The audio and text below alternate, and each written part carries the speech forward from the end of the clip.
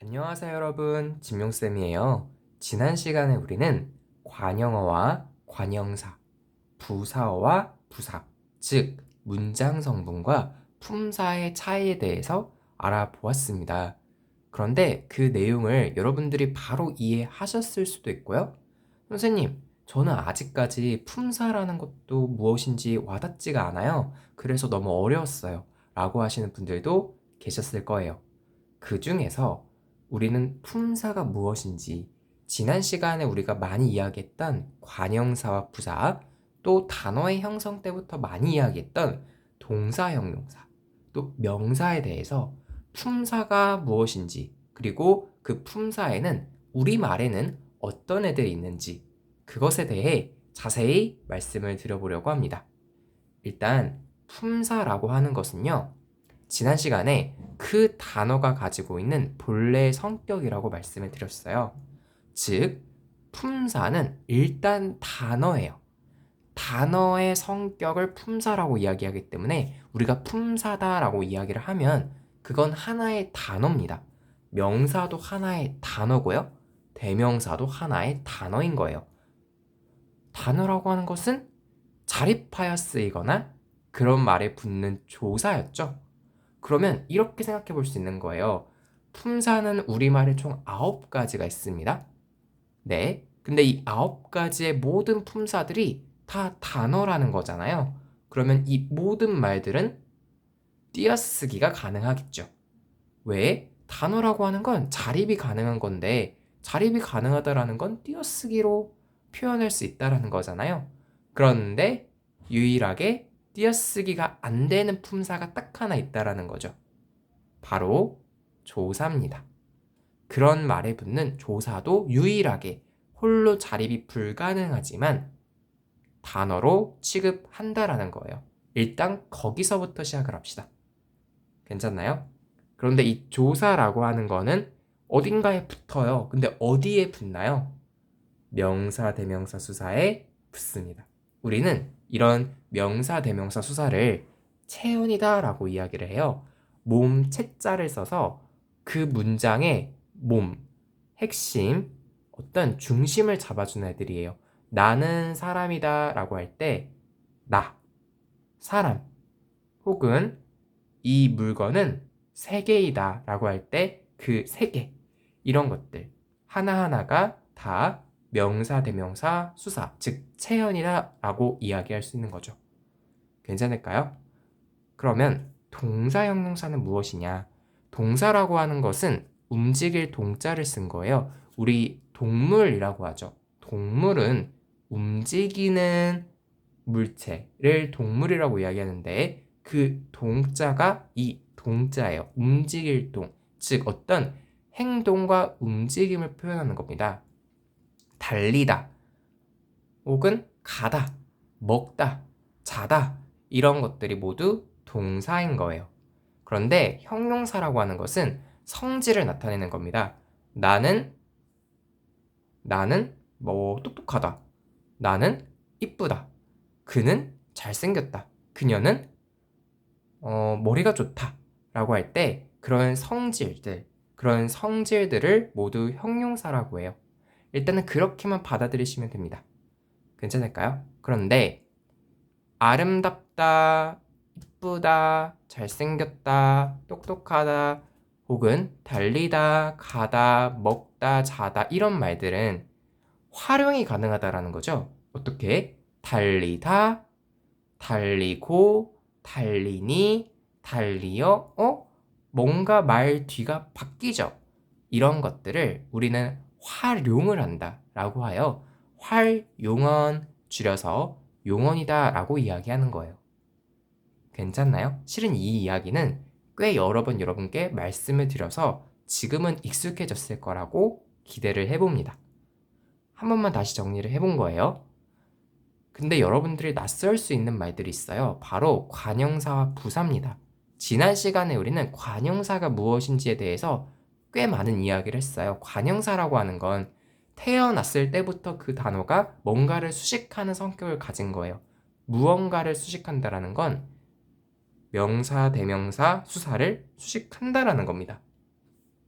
즉 체언을 수식하도록 애초에 태어난 애들이에요. 괜찮나요? 우리는 그 관형사를 여러분들이 이 모든 내용들 중에서 가장 어려워하는 품사가 실은 관형사예요. 그래서 제가 아예 관형사가 나올 수 있는, 관형사로 등장할 수 있는 모든 기출 예시들을 정리해봤어요.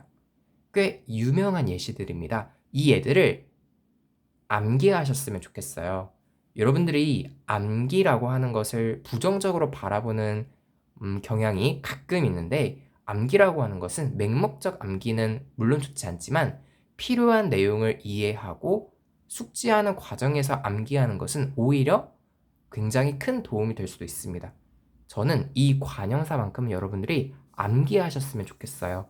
같이 한번 봐볼게요. 옛, 헌세와 같은 말들이에요. 옛, 사랑, 헌, 신발, 새, 신발, 이런 식으로 뒤에 오는 명사, 대명사, 수사, 즉 체언을 수식하고 있죠. 본래 태어났을 때부터 수식하도록 태어난 애들이에요. 이런 단어들을 모두 관형사라고 한다는 거예요. 이 사람, 그 사람, 저 사람, 이렇게요. 다른 나라, 여느 나라, 어느 나라, 온갖 나라, 모든 나라, 이렇게 뒤에 오는 혹은 앞에 오는 말을 꾸며주고 있죠. 그런데 어떤 말을 꾸며주나요? 체언, 즉 명사와 같은 애들만을 꾸며주도록 본래 그 단어가 태어난 겁니다. 그런 단어들을 우리는 관형사다라고 이야기를 해요. 대표적인 애들, 옛, 헌세, 이, 그, 저, 다른 여느, 어느, 온갖 모든. 한 번만 같이 해볼까요? 옛, 헌세, 이, 그, 저, 다른 여느, 어느, 온갖 모든. 여러분도 한번 해보세요. 하나, 둘, 시작. 옛, 헌세. 따라해야 되는데? 따라해보세요. 옛, 헌세, 이, 그, 저, 다른 여느, 어느, 온갖 모든. 우리가 의문에서 엄청 많이 따라했잖아요. 이 파트도 암기해야 되는 부분은 좀 따라해 주시는 게 도움이 많이 됩니다. 제가 여러분들께 이렇게 해보면 좋을 것 같아요 라고 말씀드리는 건 진짜 좋아서 말씀을 드리는 거예요. 그러면 이것들이 모두 관형사구나. 선생님, 근데 부사는 뭐예요?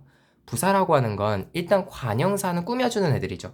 네, 근데 어떤 애들을 꾸며줬죠? 체형을 꾸며줬죠. 근데 우리가 말을 하다 보면 체형만을 꾸미는 건 아니에요. 예를 들어 이런 것들이 있을 수 있습니다. 빨리 달리다. 달리는데 어떻게 달려요? 빨리 달리죠.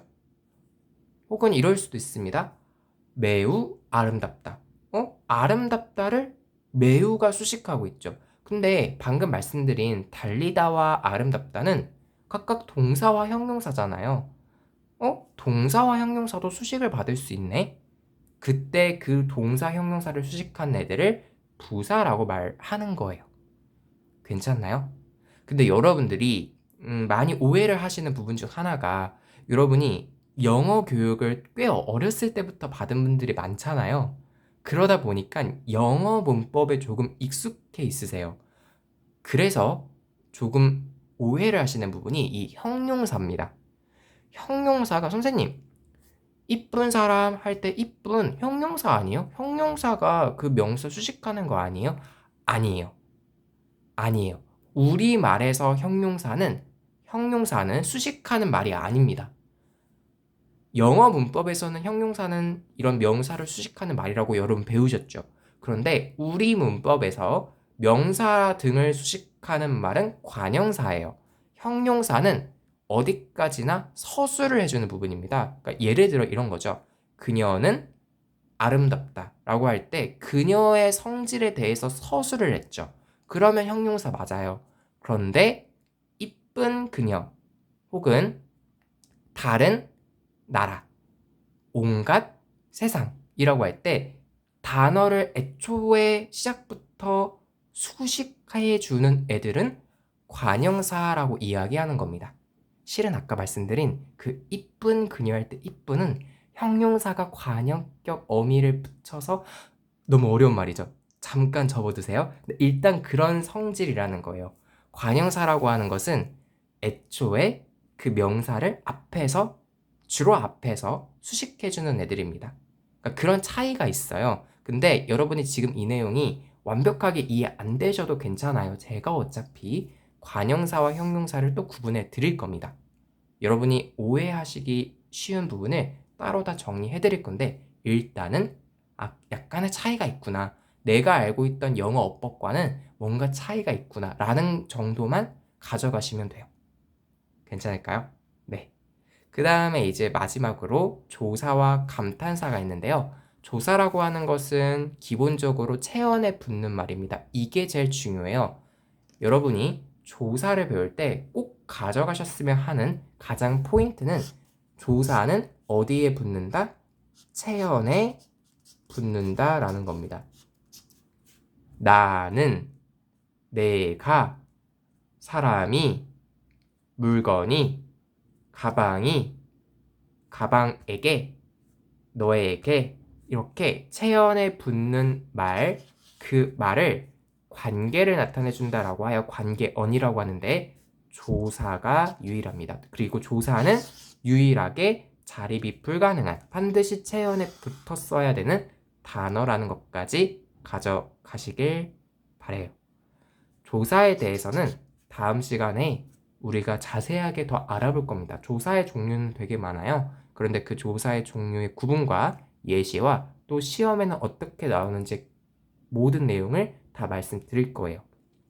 일단은 조사는 그런 거구나 라는 것만 이해하고 계시면 됩니다. 마지막 감탄사예요. 감탄사라고 하는 거는 옆에 독립언이라고 제가 썼죠. 독립적으로 쓰이는 말이에요. 무슨 말이냐? 이런 거죠. 여러분 혹시 이런 생각 안 해보셨어요? 네, 아니요, 예, 아니요 라는 말은 품사가 뭐지? 저는 아직도 기억나요. 제가 중학교 때 영어 시간에 그런 질문을 했더니 선생님이 당황하시더라고요. 선생님, 왜? yes는 품사가 뭐예요? 선생님이 대답을 못 하셨어요. 네, yes가 품사가 뭘까? 오, no는 품사가 뭐지? yes or no는 품사가 뭘까? 감탄사입니다. 영어에서도 yes or no는 감탄사고요. 우리말에서도 감탄사예요. 왜냐면 독립적으로 쓰이잖아요. 어떤 문장에서의 특별한 역할을 하는 게 아니라 그래, 아니, 예 이런 식으로 홀로 쓰이는 그 애들을 우리는 감탄사라고 이야기를 하는데요. 구분하기가 혹시 좀 어렵다라고 하신다면 이런 쉼표 있죠. 네, 쉼표를 기준으로 나오는 말들이 감탄사예요. 예를 들어 예, 그래 이런 식으로 아니 이런 식으로 쉼표를 기준으로 나오는 독립적으로 쓰이는 말들을 우리는 감탄사다 라고 이해하시면 됩니다. 아, yes, no 영어에서도 그런 말들의 품사가 뭐였는지 자각이 없었는데 우리말에서도 그래, 아니 이런 말들이 품사가 뭔지 자각이 없었는데 감탄사였구나. 우리 감탄사 하면 뭔가 감탄해야 될 것 같잖아요. 뭔가 느낌표 막 있어야 될 것 같고 아니라는 거예요. 감탄사와 느낌표는 관련이 없습니다. 주로 느낌표가 붙는 말들이 홀로 쓰일 때가 많아서 감탄사라고 하는 거지 느낌표가 있어야만 감탄사인 건 아니에요. 이것도 하나의 오류입니다. 꼭 정리해 두세요. 네, 오늘 수업은 여기까지예요. 오늘 수업은 그렇게 어렵지 않았을 것 같아요. 품사의 종류와 각 의미, 그리고 여러분이 반드시 아셨으면 하는 예시 및 포인트까지 전부 정리해 봤습니다. 조금 말끔해진 느낌이 드시나요? 품사에 대해서 우리 오늘 공부해 본 거예요. 이번 영상은 여기까지입니다.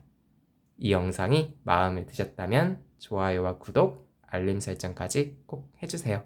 여러분, 우리 다음 시간에는 좀 더 자세하게 품사 각 내용에 대해서 수능 수준까지 정리해 보겠습니다. 여러분, 안녕.